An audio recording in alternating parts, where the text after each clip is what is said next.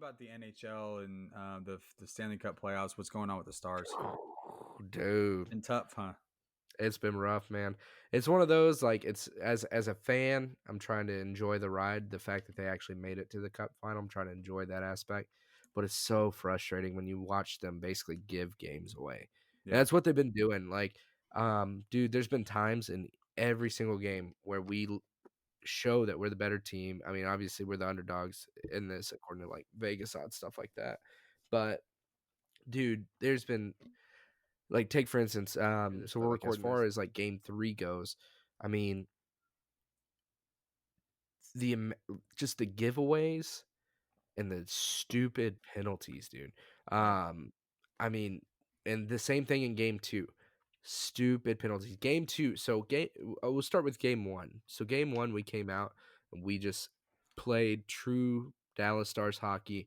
We lured Tampa Bay into some shit that they don't want to do, which is that physical, Hmm. get in your face, kind of, after Hmm. the play is over, hey, smell my glove, buddy, that type of move. Right. Like we got them going into that game in game 1, and there wasn't a lot of repercussions. There's not a whole lot of penalties or anything like that. We actually ended up on the power play more than they did, I believe. Hmm. But we lured them into our style of play, and we kicked their ass. In game 2, we tried to get them in that style of play again, but dude, the Stars could not buy a call Hmm. at all. We were getting hit with stupid penalties, man. Hmm. Some of them like stupid as in like what was our player thinking? Like he Hmm. clearly shouldn't have hit that dude. He was Hmm. nowhere near the puck type thing. Right. But Right. Yeah. then you have other penalties where there was one in the corner. Blake Como's going in the corner on this guy. He's got the puck. Guy passes it, and as he passes and turns around, Como just laid his ass out. Right. But He just had the puck. in real time, he had just let go of the puck maybe a half a second before, Yeah. and we got hit with a penalty for that, and they Yeah. scored on that penalty, And it's like, or on that power play, and I was like, that right there is just, I mean, it's a momentum killer to take those types of penalties. I don't know how you call that in playoff hockey. I mean, maybe in the regular season you could call that, but in playoffs, man, the ref's supposed to let them go. and For that's the like a most part. stupid pass interference when they're both fighting for the ball, kind of thing, right? Exactly. Yeah, exactly. I mean, Hmm. pretty much. I mean, it's like even worse. I mean, I would say that it would be basically almost to the equivalent of hitting the receiver right as the ball gets to him, Yeah. and then you timed it perfect. And they still, Yeah. called Yeah. you. But but yeah, in game 2, just stupid penalties led us to lose that one. We almost came back, just couldn't put enough together. Their Was goalie it stood on our 3-2? head. Was the final Three score? two was the final score of Yeah. game 2. And then game 3, I had a real bad feeling watching game 3 on Wednesday night. Just do so when they were doing the warm ups and pregame, um, Tampa, they had a little bit of an extra edge, I think, mentally in this game. Hmm. Uh, they got their captain back in game 3. This guy hasn't played since February 25th. Hmm. Um, they literally brought him to the bubble with no expectation that he was ever going to play. He was there because he was the captain, and that was it. Hmm. And he's been rehabbing while he's there still, and he actually, since they made it as far as they did, he's able to play. Hmm. He's on like a minute restriction, but his name's Steve Stamkos. He's one of the most premier center icemen in the game, and he scored in the first period. Mm. Uh, So First they game gave back. him that boost, So huh? so he's already given the boost to being back. The team normally in hockey, the team lets the starting goalie skate out on the ice first before the team does. Mhm. Um, they let the captain go first this time, basically as a like welcome back type deal. So they were already excited to have him back. When he scores a goal within the first 10 minutes of the game, I mean that bench just went wild at that point. Deflated us. Yeah, I mean, and I wouldn't even say it was really the deflated. I mean, you're a little deflated from the goal, but the amount of energy it gave their team, you could see it. They scored 3 goals that first period, just pop, pop, pop, pop, dropping them in. What was it, I five to mean, it was two? yeah, final score was 5-2. It was very ugly. So we got game 4 though coming up Friday night. What's the X factor for game 4? Game It 4 For the Stars to win. What's the X for factor? the What do they got to do? For the Stars to win. They're gonna have to buckle down on the penalties that I was telling you about. Second thing they're gonna need is they're going to need Dobie to stand on his head again. That's the only thing that's one of the things they did miss in game 3. So all playoffs long, Dobie's been kind of the reason we've been hanging in a lot of the games. He's Right. making saves that nobody has any business making.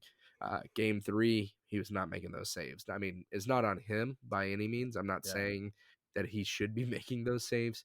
Right. But for us to win, he's got to make those saves because our defense is not going to be good enough to control Tampa Bay Right. entire time. They're gonna get their chances. They're gonna get really good chances too. He's So got who's to the stop. He's got to besides stop them. besides Dobie, who is what's the what players sorry. Yeah. What is the who's the X factor player for game 4 to win? For if Uh, who's got to play beyond himself for the Stars to win? I think for the Stars to win, um, On the ice, you know, not the goalie.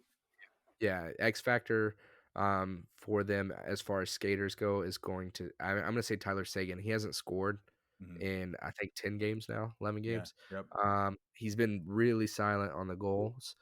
Usually when these star players they don't score for a minute, once they finally crack that bubble, they usually score in bunches. So I think not only is it a key for game 4 for him to get on the scorecard, I think it's a key for the entire team for the remainder of the series. Because if he gets a goal in game 4, I'm willing to bet you he's going to get at least one or two more before the series is over. And Tyler Seguin's one of those guys when he scores a lot. Like because Yeah, when he's feeling it, he's feeling it. I mean, So remember my first Stars game I went to. You were there. We he scored a hat trick. yeah, you know what's really funny? He was talking too about they were interviewing him about his hat tricks and or about his like change in play and play style because he's playing a little bit more defensive here lately. He's Mm-hmm. became more of a mature player, as in Mm-hmm. he's playing two-way hockey. He used to not always play two-way hockey. Right. That's also a little bit why his goal production's gone down. Right. A lot of the casual fans don't realize that. And they're like, "Oh, we're paying him $9 million and he's not Yeah. scoring goals Yeah. like he used to." But he's Yeah, filling the role. Right. he's playing both ends of the ice. Right. Um, but that being said, though, with him though, he's got to get on the scorecard. I think he will. But they were just talking to him, and he mentioned though. He said, "Yeah." He said, "What kind of caused that shift for him?" He said that he had scored a hat trick in a game, and we still lost. Yeah. And so he was like, "We lost 7-6, and I had a hat trick." And he was like, he's like, "It felt pointless to have a hat trick if we still didn't win." You know Yeah. what I mean? Yeah. He's like, at that point, that's when that mental shift happened for him. So I think he's been doing good on the defensive side of the puck. He's been playing that side. I think he's got to let go of that a little bit. Not necessarily saying don't play defense, but I think he needs to get up in the rush and get going on the goals. That's gonna be the big X factor for the rest of the series, really. And Every big time. game 4 is huge, man. We got to e- win. If not, we go down 3-1. every time I watch, pregame or postgame coverage, they always talk about Joe Pavelski and how Hmm. important his leadership is. Yes. Just with his experience in the Stanley Cup and um, you know, I always look at those like those veteran players, and they don't necessarily have to be the captain. Obviously, Jimmy Ben's Yep. the captain, but like, um, I don't know much.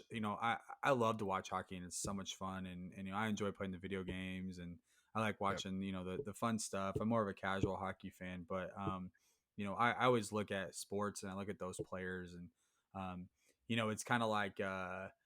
When the Cubs won the World Series, what's the old guy that I mean? He's super old. He's their coach now. I can't think of his name. But like it's those types of players, the Michael Youngs of the Rangers when they went to the World Series, and I think those Yep. players are so important in just keeping a young, fast, hungry team, keeping them, on the goal, Level. and when they go down 2-1, the series isn't over, and Yeah. I think he may not play and he may not score. He may not have like 4 or 5 points or anything like that, but he may just do enough to get those guys in the right mindset for the Stanley Cup Finals. And because I don't think And not Jimmy, only Ben, and Tyler Seguin yeah. have been to Stanley Cup, right? Sagan's actually already won it. He won it with Boston Okay, as so at the beginning of but his he won career, it though, as a right? rookie. Yeah, he won it as a rookie, Right, right, in Boston. He was like a fourth liner. So this is his first time to make it to the cup as like a first liner. You're the important part of the team. yeah, He was just the young top draft pick, right, like right, promise player that's going to be good. And don't get me wrong, like he was a big part of that team too, and winning that cup. Um, but yeah, no, he even said, man, this cup means so much more to him because he appreciates it more. He's like, when I was a rookie, he was like, I didn't understand the grind to get here. He said it took me 10 years to get back here. He said, I understand the grind now. He said it means so much more this time around. yeah. And so, I mean, there's that aspect. But dude, you're spot on with Joe Pavelski, man.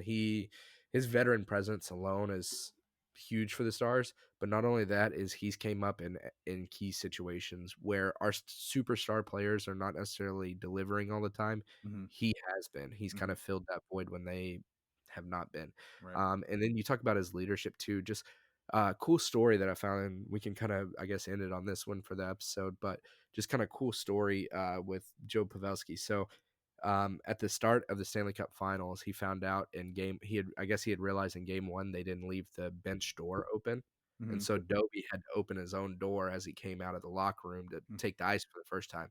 Well, Hmm. when Pavelski found that out, from every period for every game from there on out, you can see Joe Pavelski, he'll pop out to the bench real quick just to open the door. So that way the goalie doesn't have to Yeah. do it. It's Yeah. crazy, man. Like, I mean, it's not a huge thing, but I mean, it's It's yeah, yeah. something small, but like just It's like goes a a long way. to They need me to get him an A on his jersey, man, if he's gonna stick around after this year. Get him to an A to on me his it's like jersey. a player in baseball whenever they hit a ball or they hit a big home run or whatever and they don't pick the bat up for him or they your buddy picks your glove up for you so you can go to the field like Yeah, that's the kind of the respect of the game and yeah, um doing those types of things and also like something simple as like in UFC like either bowing or touching gloves that kind of thing to me is like you know, it's like those rituals that are super important. Nobody thinks about them, but they can set the tone.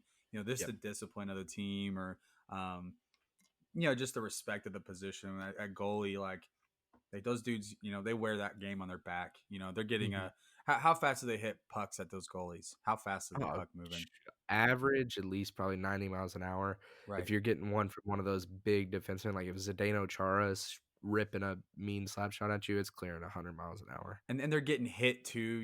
Like Yeah. like I know the goalie does. You don't really see the goalie get hit, but they get hit. They get Yeah. bumped and They and get bumped, they bruised get pushed, kicked, and all they're that crazy shit that goes on around the and they're wearing like a front of the mattress on them. They're sweating their butt off, and it's the We're same the thing as a only player that didn't get to sit down yeah. midway through the period. Yeah, Like, it's like the catcher. Like nobody realizes how much the catcher is going through.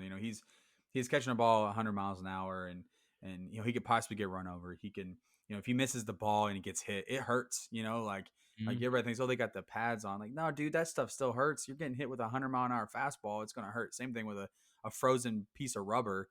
Just 100%. because you got a pad on you doesn't mean it doesn't hurt. It doesn't cover everywhere, man. There's still certain spots, man, that if it hits you just right, it's gonna cripple you down because it's Yep. there's nothing there.